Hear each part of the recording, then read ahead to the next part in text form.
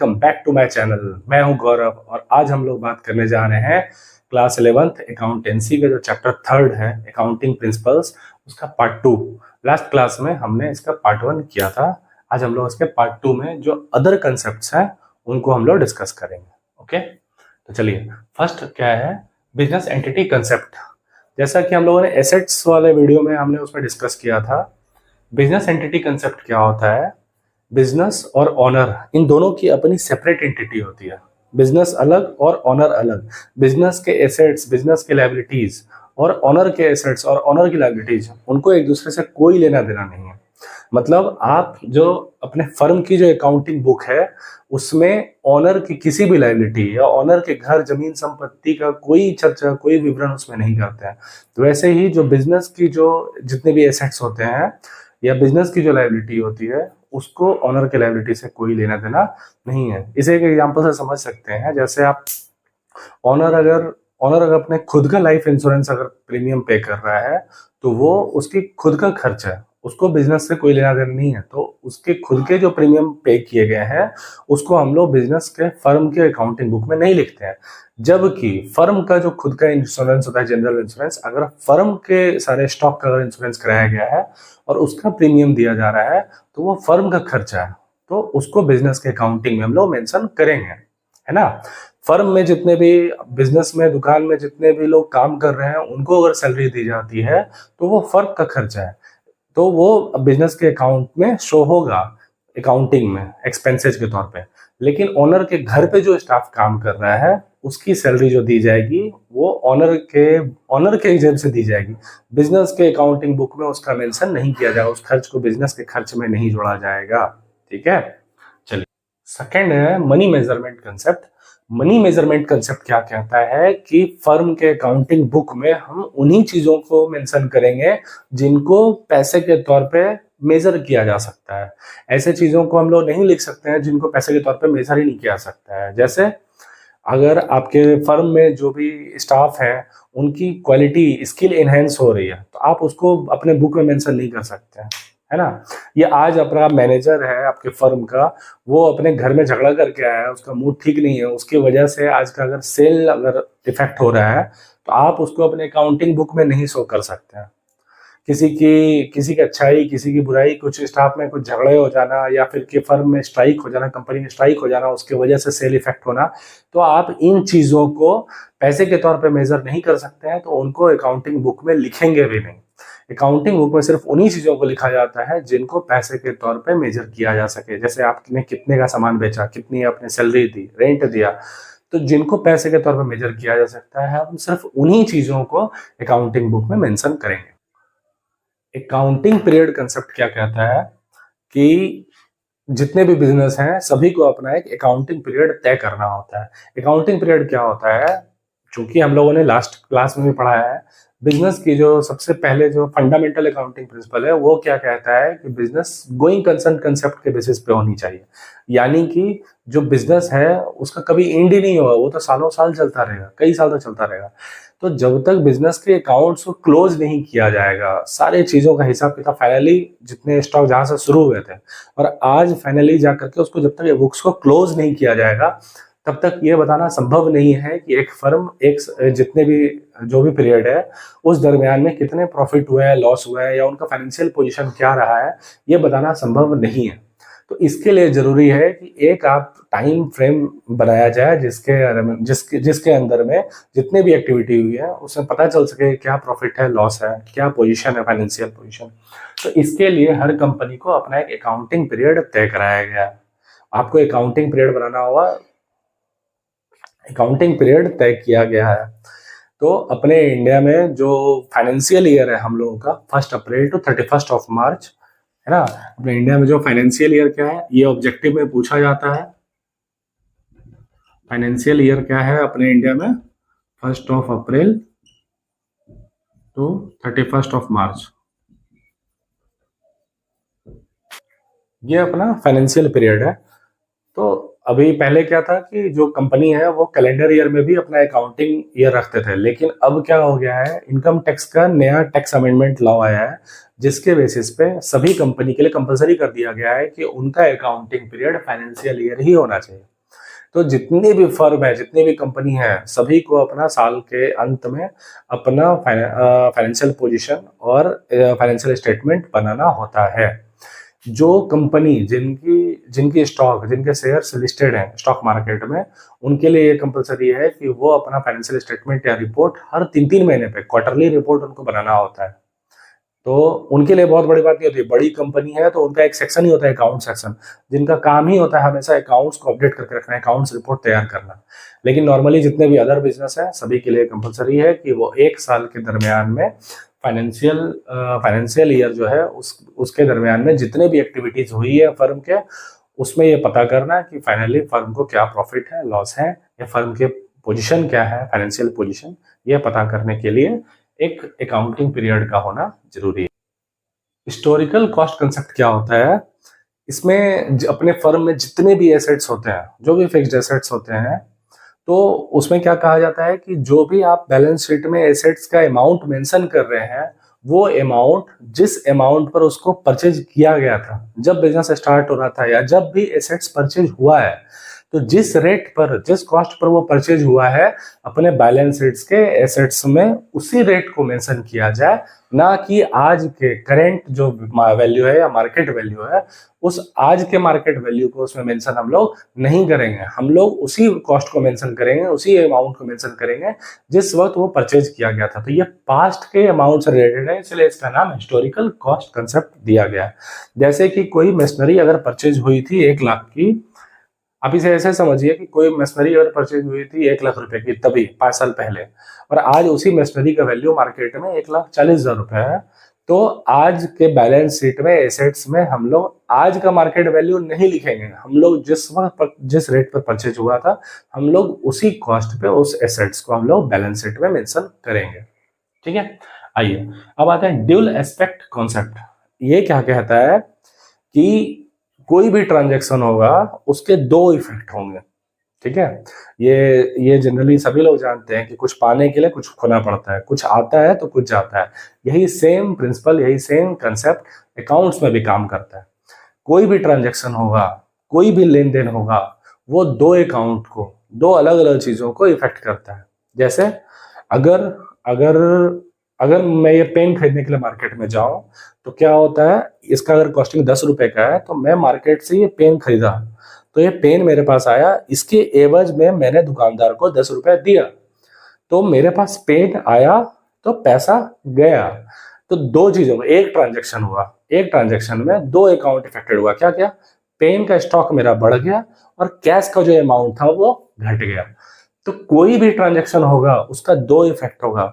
मान लीजिए आपने माल बेचा, आप दुकानदार हैं, आप माल बेच रहे हैं, तो कोई कस्टमर आता है आपसे, अगर माल खरीदने के लिए आ रहा है, तो आप उसको कुछ ना कुछ सामान बेचते हो। मान लीजिए मैं दुकानदार हूं और ये पेन मैं बेच रहा हूं, तो मैं अगले को पेन दिया, पेन का स्टॉक कम होगा तो सामने वाले से पैसा मिलेगा, तो कैश बढ़ेगा।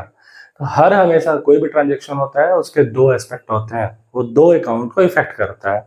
अच्छा, एक ऐसा भी ट्रांजेक्शन है जैसे कि आपके दुकान में कोई कस्टमर आया ये पेन लेने के लिए, और ये पेन ले लिया, मतलब पेन हमने बेचा और उसके एवज में अभी पैसा मिला नहीं, हम लोगों ने क्रेडिट सेल किया, उधार पर सामान बेचा।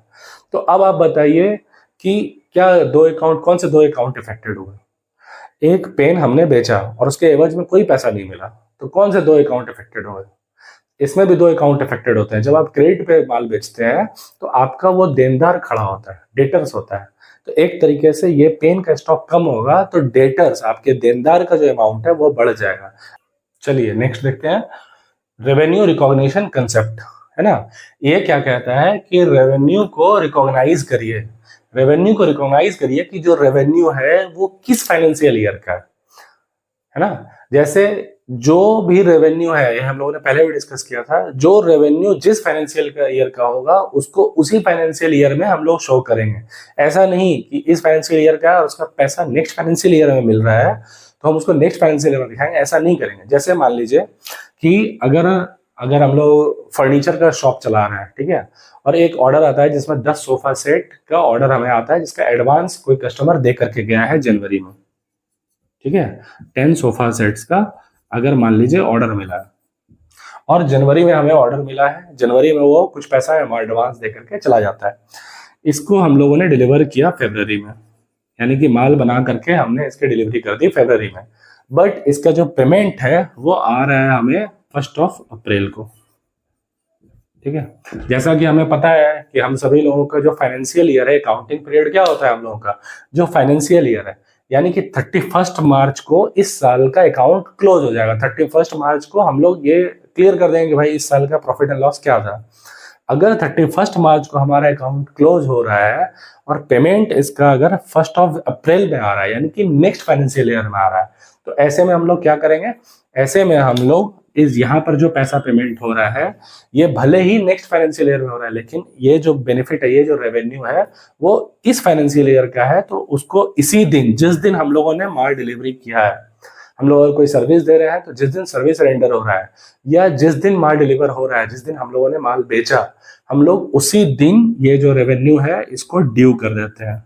ठीक है, तो इसका इस कंसेप्ट में ये बताया गया है कि जो रेवेन्यू है उसको रिकॉग्नाइज करिए वो किस फाइनेंशियल ईयर का है, जिस फाइनेंशियल ईयर का होगा उसको उसी फाइनेंशियल ईयर में हम लोग शो करेंगे। ठीक है, चलिए नेक्स्ट कंसेप्ट है मैचिंग कंसेप्ट। मैचिंग कंसेप्ट क्या कहता है कि जिस फाइनेंशियल ईयर का हमें नेट प्रॉफिट और लॉस निकालना है उसके लिए बहुत जरूरी है कि जिस साल के एक्सपेंसेज होंगे उसी साल के रेवेन्यू होने चाहिए। मतलब जिस साल जितने पैसे आए हैं उससे रिलेटेड जितने भी एक्सपेंसेज हैं उन दोनों को एक साथ मैच कराना। आप किसी कॉस्ट की आप किसी प्रोडक्ट की जब तक कॉस्टिंग नहीं पता होगी, आपको उस पर तैयार करने में जितने एक्सपेंसेज हैं ये जब तक आपको एग्जैक्ट पता नहीं होगा, तब तक आप इसको सेल करके कितने रुपए की प्रॉफिट हुई है, लॉस हुई है, ये आप कैसे पता कर सकते हो, ये संभव नहीं है। इसलिए किसी भी प्रोडक्ट पे या किसी सर्विस को रेंडर करने के बाद फाइनली क्या प्रॉफिट या क्या आउटकम आया है, ये जानने के लिए ये बहुत जरूरी है कि उसी साल के प्रॉफिट और उसी साल के एक्सपेंसेज को, उसी साल के रेवेन्यू और उस साल के एक्सपेंसेज को एक साथ रखा जाए। ठीक है, तो मैचिंग कंसेप्ट यही कहता है कि एक साल के फाइनेंशियल ईयर में उन सभी एक्सपेंसेज को जो इस फाइनेंशियल से बिलोंग करते हैं, भले ही उसका पेमेंट किया गया हो या ना किया गया हो, हम लोग जैसे पढ़ते प्रीपेड एक्सपेंसेज है ना, वो पहले ही पे किया गया है नेक्स्ट ईयर के एक्सपेंसेज, तो जो इस साल का फाइनेंशियल ईयर के एक्सपेंसेज नहीं है उसको हम लोग नहीं लिखेंगे। वही जो आउटस्टैंडिंग एक्सपेंसेज है, जो इस साल के एक्सपेंसेज था बट अभी तक किया नहीं गया है, ऐसे सभी एक्सपेंसेज को इस साल के अकाउंट्स में हम लोग शो करेंगे। तो मैचिंग कंसेप्ट यही कहता है कि जो भी इस साल के रेवेन्यू है ना, मान लीजिए उधार पे सामान बेचे तो उस सामान के अगेंस्ट में हमें पैसे रिसीव नहीं हुए, बट वो इस साल से बिलोंग करते हैं, इस साल के जो एक्सपेंसेज हुए हैं उसी से बिलोंग करते हैं, इसलिए उसको इस साल हम लोग लिखेंगे एक्रूड इनकम में लिखेंगे कि ऐसे इनकम जो हमें रिसीव नहीं हुए, हो चुके हैं बट रिसीव नहीं हुए, तो एक्रूड इनकम के तौर पे हम उसको इसी फाइनेंशियल ईयर में बैलेंस शीट में शो करेंगे। तो मैचिंग कंसेप्ट यही कहता है। ठीक है, चलिए नेक्स्ट पॉइंट है वेरीफाइबल ऑब्जेक्टिविटी कंसेप्ट। ये क्या कहता है कि अपने अकाउंटिंग बुक में हम सिर्फ उन्हीं ट्रांजैक्शंस को रिकॉर्ड करते हैं जिनका हमारे पास प्रूफ होता है, एविडेंस होता है, हम वैसे ही ट्रांजैक्शन को अपने बुक में रिकॉर्ड करेंगे। क्यों? क्योंकि कभी कभी क्या होता है, कोई फर्म है वो क्या करता है, अपने प्रॉफिट को कम दिखाने के लिए वो अपने एक्सपेंसेज को ज्यादा दिखाता है।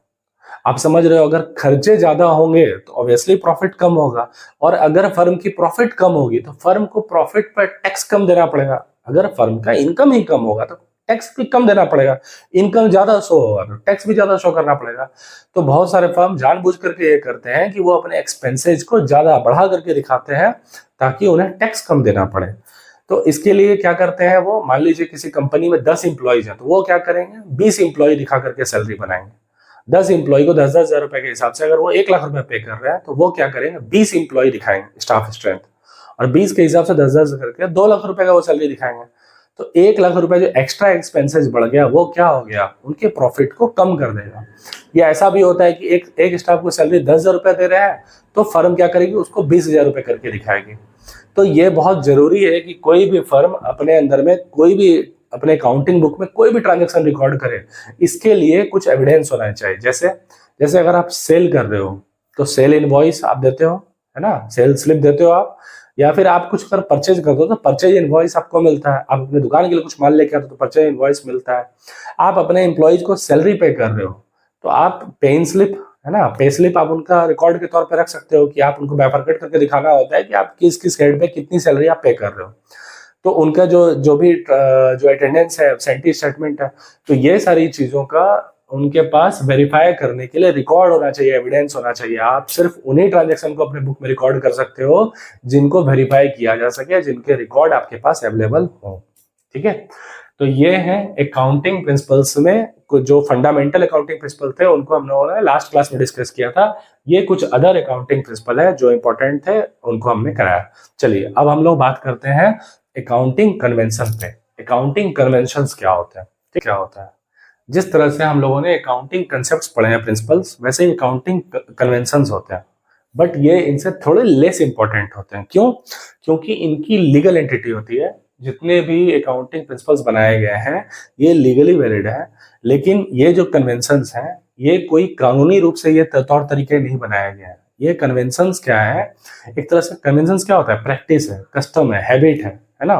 तो एक तरह से इसको ऐसे समझ सकते हैं कि जितने भी अकाउंटेंट काम कर रहे हैं अपने देश में, तो कुछ चीजें ऐसी होती हैं जो मेंशन नहीं होती हैं, बहुत छोटी छोटी चीजें होती हैं जो मेंशन नहीं होती हैं, उनको आपको अपने सोच विचार से, क्यों, क्योंकि ऐसा हम लोगों ने पढ़ा भी है कि कॉमर्स क्या है, science as well as art है ना, साइंस भी और आर्ट भी है। तो जहां पर प्रिंसिपल डायरेक्ट फिट हो रहे हैं, जहां पर जैसे मैथ्स में फॉर्मूले लगते थे, वैसे ही जहां पर ये कंसेप्ट फिट हो रहे हैं वो तो साइंस है, लेकिन कुछ जगह पर ऐसे होते हैं जहां पर आपको अपनी सूझबूझ और अपने जो एक्सपीरियंस है, काम करने के जो तरीके हैं, उसमें जो जैसे सुविधा हो रही है, या आपका इंटरप्राइजेज किस प्रकार का है, आपके फर्म किस तरह का है, तो उसके स्ट्रक्चर पे और उसके जो वर्क कल्चर है उसके बेसिस पे भी आपको कभी कभी अपने कन्वेंशन चेंज करने होते हैं। आपको काम करने का तरीका, कुछ अकाउंटिंग का जो प्रोसेस होता है वो आपके हिसाब से हर जगह फिट नहीं बैठता। तो उसके लिए क्या होता है कि जितने भी अकाउंटेंट हैं उनके बीच में एक आपसी सहमति होती है, आपसी सूझबूझ समझ होती है कि ऐसा अगर कंडीशन होगा तो हम लोग इसको इस तरह से ट्रीट करेंगे।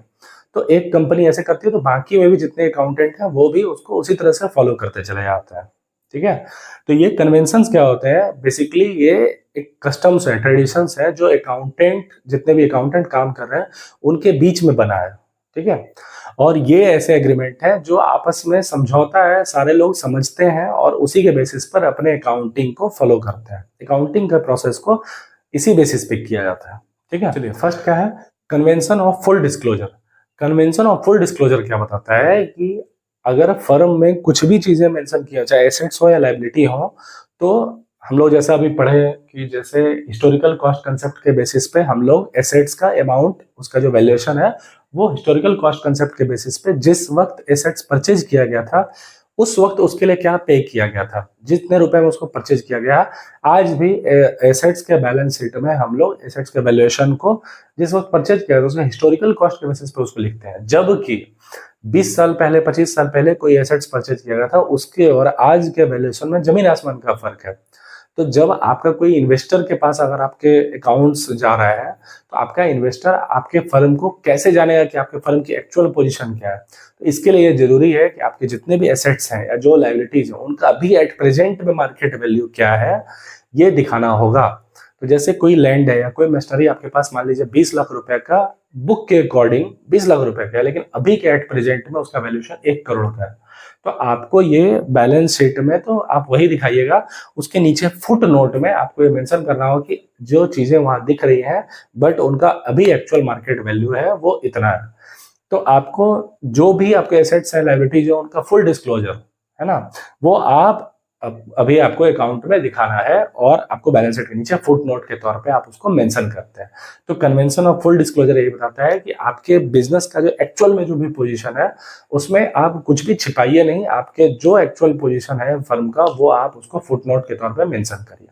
यही है convention of full disclosure. Next point है convention of materiality. Convention of materiality क्या है, ये बेसिकली इस कन्वेंशन ऑफ फुल डिस्क्लोजर को कॉन्ट्राडिक्ट करता है। जहां इसमें फुल डिस्क्लोजर में हम लोग अकाउंट्स में अपने फर्म की हर छोटी छोटी बारीकियों को, हर छोटी छोटी लायबिलिटीज को और एसेट्स को शो करते हैं फुटनोट के तौर पे। यहाँ पर इसके जस्ट अपोजिट हम लोग क्या करते हैं कि जो फर्म के लिए एक्चुअल में जानकारी के लिए इंपॉर्टेंस रखता हो, जो फर्म के अकाउंटिंग के लिए इंपॉर्टेंस रखता हो, जो फर्म के लिए महत्व रखता हो, ऐसे सभी एक्सपेंसेज को, लायबिलिटीज को, एसेट्स को हम लोग बुक में लिखेंगे। जो बहुत छोटी छोटी चीजें हैं जिनका फर्म के अकाउंटिंग में बहुत ज्यादा महत्व नहीं है, हम वैसी चीजों को छोड़ देते हैं या उनको उनके से मतलब रिलेटेड जो हेड होंगे उसमें उसको मर्ज कर देते हैं। जैसे कोई फर्म है, कोई कंपनी है, जैसे मान लीजिए कोई छोटा दुकानदार है, उसके लिए अगर 500 रुपये महीने का किसी हेड पर अगर खर्च हो रहा है तो वो उसको अपने अकाउंटिंग बुक में लिखेगा। लेकिन कोई बहुत बड़ी कंपनी है, उसके अंदर में अगर 500 रुपये अगर किसी चीज पे खर्च हुआ है तो वो उसको मिसलेनियस एक्सपेंसेस में डाल देगा। तो उसका एक हेड बना करके उसका कंप्लीट डिटेल अकाउंटिंग मेंटेन करने की जरूरत नहीं है। ये है कन्वेंशन ऑफ मटेरियलिटी। ठीक है, चलिए अब आता है कन्वेंशन ऑफ प्रूडेंस या कंजर्वेशन। ये भी एक तरह से इस फुल डिस्क्लोजर के अगेंस्ट ये कंट्राडिक्ट है। जैसे कि यहाँ पर हर एक चीज का फुल डिस्क्लोजर होता है, यहाँ पर क्या किया जाता है, यहाँ पर बहुत समझदारी से और जानबूझ करके, या फिर कि एक तरह से कहें कि एक बहुत ही वाइज स्टेप है, बहुत ही स्मार्ट स्टेप है अकाउंटिंग में। इसमें क्या होता है कन्वेंशन ऑफ प्रूडेंस या कंजर्वेशन में, ये एक बहुत ही स्मार्ट स्टेप है इस तरह से कि भविष्य में आने वाले जो भी अनएक्सपेक्टेड एक्सपेंसेज हैं या फिर कि होने वाले, है ना, ऐसा आपको ऐसा फील हो रहा है कि आगे चल करके ऐसे एक्सपेंसेज आपके फर्म में आने वाले हैं, या ऐसी कोई लायबिलिटी जो आपके सर पे गिरने वाली है, या ऐसा कोई लॉसेज जो आपको होने वाला है, अगर आपको इतना सा भी अगर डाउट है ना तो उसको आप तुरंत अपने बुक में मेंटेन करिए, अकाउंटिंग बुक में, और उसको प्रोविजन के तौर पे पहले ही उसके लिए एक प्रोविजन तैयार कर लीजिए। जैसे मान लीजिए आपके जो बाकी बकाया, आपके जो डेटर्स हैं जो आपको पैसे देंगे, वैसे अगर डेटर्स 1 लाख रुपए के अगर आपके पास डेटर्स हैं तो आपको पता चल गया कि उसमें से 2-4 कस्टमर ऐसे हैं जो आजकल दुकान पे नहीं चढ़ रहे हैं, जो आजकल दिख नहीं रहे हैं, पता चला कि भाई वो फरार हो गया, अब आने वाला नहीं है, अब दिखता नहीं है, शहर छोड़ के चला गया। तो आज आपको अगर ये पता चल गया है कि वो पैसा अब आने वाला नहीं है, तो आज के आज आप उसका एक प्रोविजन बना लीजिए, प्रोविजन फॉर डाउटफुल डेट्स, है ना, या प्रोविजन फॉर बैड डेट्स। तो जो भविष्य में होने वाले एक्सपेंसेज हैं या लॉस हैं, उनका प्रोविजन आज ही बना लीजिए। भविष्य में होने वाले कोई खर्चे हैं, आपको पता है कि 6 महीना साल भर बाद कोई खर्च सर पे गिरने वाला है, तो उसके लिए प्रोविजन आप आज से ही बना के चलिए। ये बहुत ही एक स्मार्ट स्टेप है, लेकिन इसकी वजह से क्या होता है कि इस करंट फाइनेंशियल ईयर का जो प्रॉफिट है वो कम हो जाता है। तो एक तरह से कहीं ना कहीं जो प्रॉफिट जितना दिखना चाहिए उतना इसमें शो नहीं होता है। तो इसमें क्या करते हैं, भविष्य में जितने भी होने वाले लायबिलिटी हैं या जो भी एक्सपेंसेज हैं, लॉसेज हैं, उनको अभी ही रिकॉर्ड कर लिया जाता है, अपने एसेट्स के वैल्यूएशन को या अपने डेटर्स को या अपने एक्सपेंसेज को अभी ही लिख लिया जाता है। ठीक है, लेकिन इसमें एक और ध्यान देने वाली बात है, भविष्य में होने वाले प्रॉफिट को कंसीडर नहीं किया जाता है। अगर आपको पता है कि 2 महीने बाद मुझे इतने रुपए की प्रॉफिट होने वाली है तो हम लोग उसको कंसीडर नहीं करेंगे, लेकिन 2 महीने बाद होने वाले जो लॉस हैं या 2 महीने बाद जो एक्सपेंसेज गिरने वाला है, उन सभी एक्सपेंसेज को, लॉसेज के लिए प्रोविजन हम लोग पहले से बना करके रखते हैं। ठीक है, तो ये है कन्वेंशन ऑफ प्रूडेंस और कंजर्वेटिज्म। ठीक है, तो ये थे अकाउंटिंग प्रिंसिपल्स के जितने भी फंडामेंटल कंसेप्ट थे, ये कुछ अदर बेसिक कंसेप्ट थे और कुछ कन्वेंशंस हैं। तो इन सभी चीज़ों को हमने डिस्कस किया। उम्मीद करता हूँ आपको ये वीडियो पसंद आया होगा, सब कुछ अच्छे से समझ आया होगा। तो प्लीज़ चैनल को सब्सक्राइब करें, वीडियो को लाइक करें और अपने दोस्तों को जम करके शेयर करें। Thank you.